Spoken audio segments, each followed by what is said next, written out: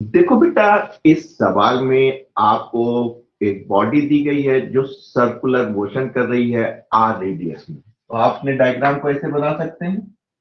ये आपका एक सर्किल हो गया जिसमें एक बॉडी है वो सर्कुलर मोशन कर रही है। रेडियस जो है वो आपका आर है, तो आपने कहा कोई बात नहीं। कहते हैं कि जब बॉडी एस डिस्टेंस कवर करती है या एस डिस्टेंस चलती है, यानी लीनियर डिस्टेंस एस कवर करती है, ऐसे सूरत हाल में जो बॉडी की काइनेटिक एनर्जी है K is equal to 2a s square दी गई है। यानी केवल आपको काइनेटिक एनर्जी दी गई है जो 2 है, कांस्टेंट है, और ये जो लीनियर डिस्टेंस है उसका स्क्वायर है। बताना क्या है आपको? आपको बताना है कि इस पार्टिकल पे कितना फोर्स एक्ट करेगा।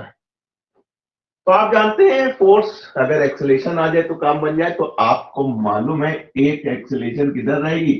टूवर्ड सेंटर रहेगी, जिसको आप सेंटीपीटल एक्सेलेरेशन कहते हैं। और अगर इसकी जो वेलोसिटी है वो टाइम डिपेंडेंट है तो क्या रहेगा? एक एक्सेलेरेशन आपको मिलेगी जिसको आप ट्रांसलेटरी एक्सेलेरेशन कहते हैं, एटी के नाम से जानते हैं। और एक बात आप जानते हैं कि ये दोनों जो हैं वो परपेंडिकुलर टू ईच अदर होती है। यानी अगर आपको रिजल्टेंट एक्सेलेरेशन मिल जाए और उसको बॉडी के मास से गुणा कर दें तो आपका काम बन जाएगा। एम आई राइट? आपने कहा चलिए सर काम करते हैं। आपको फोर्स निकालना था तो आपने कहा कि साहब हमारे पास AC प्लस 82 है। हमने कहा सर अगर हमें इसका मैग्नीट्यूड चाहिए होगा तो AC का स्क्वायर प्लस 80 का स्क्वायर होगा। इतना आ जाए तो आपको फोर्स भी मिल जाएगा। Force is equal to mass into acceleration हो जाएगा। अब आपने कहा सर AC कितनी होगी? तो आपने कहा सर AC जो है वो V स्क्वायर और R रेडियस दिया है, इससे निकाल लेंगे। राइट? क्या लगे सर 80 कितनी होगी?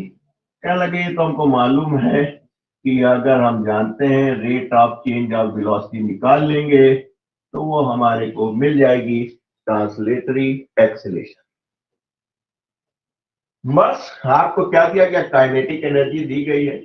आप जानते हैं कि किसी भी बॉडी की kinetic energy half mv square होती है उस समय की वेलोसिटी। उसी समय आपको फोर्स भी चाहिए था। ये बराबर हो जाएगा 2as स्क्वायर।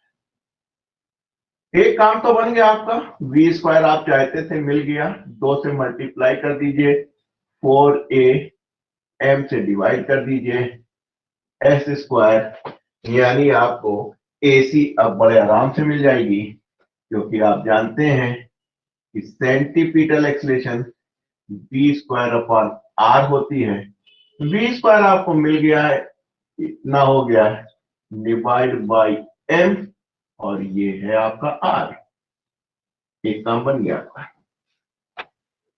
आइए 80 निकालें। 80 कैसे निकालोगे बेटा?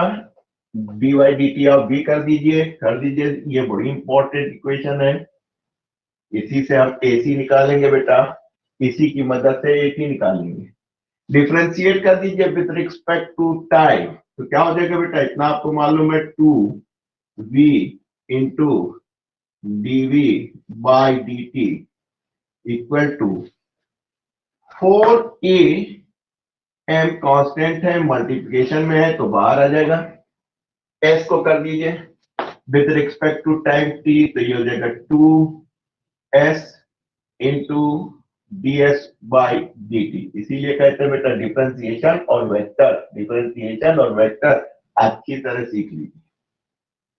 आप जानते हैं कि dv by dt is equal to 4as upon m, और ds बाई dt वेलोसिटी होती है, कैंसिल हो गया।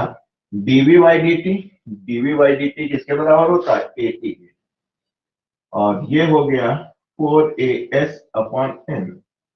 भाई साहब आपको दोनों चीज मिल गई। आपको AC चाहिए था, मिल गया। आपको 80 चाहिए था, मिल गया, इतना मिल गया तो आपका काम बन गया। आपने कहा सर AC यानी इसका स्क्वायर 4AS² अपॉन MR का whole square plus 84AS upon M का स्क्वायर। काम बन गया आपका। आपने कहा सर M हमको मालूम है, यहां से क्या काम ले सकते हैं, आप पूरा पूरा ये प्रोडक्ट कॉमन ले लीजिए। जब कॉमन लेके बाहर निकलेंगे तो आपको मिलेगा 4S अपॉन M के, और अंदर क्या बचेगा, इसकी जगह 1 बचेगा। और आप देखेंगे जब आप 4AS अपॉन M कॉमन ले लेंगे तो यहां पे बचेगा S अपॉन R, जिसका आप स्क्वायर कर देंगे तो S² अपॉन R² बचेगा। बस काम बन गया आपका।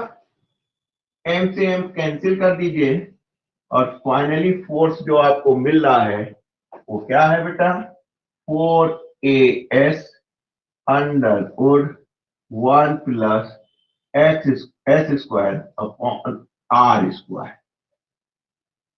तो चीजें बहुत आसान है, अगर आप उसको समझ लीजिए कि भाई साहब हमको AC/AT मिल जाए इस पॉइंट पे इस मास की, बस उसको मास से गुणा कर देंगे, फोर्स आ जाएगा। गिवन केवल आपके पास काइनेटिक एनर्जी थी S डिस्टेंस पे उस बॉडी की, वहीं से आपने वेलोसिटी निकाली, वहीं से AC निकाली, वहीं से AT निकाली, सब्स्टिट्यूट कर दिया। इतना सॉल्व करना आपको आता ही है, कॉमन ले लिया, MM कैंसिल हो गया और आपका काम बन गया।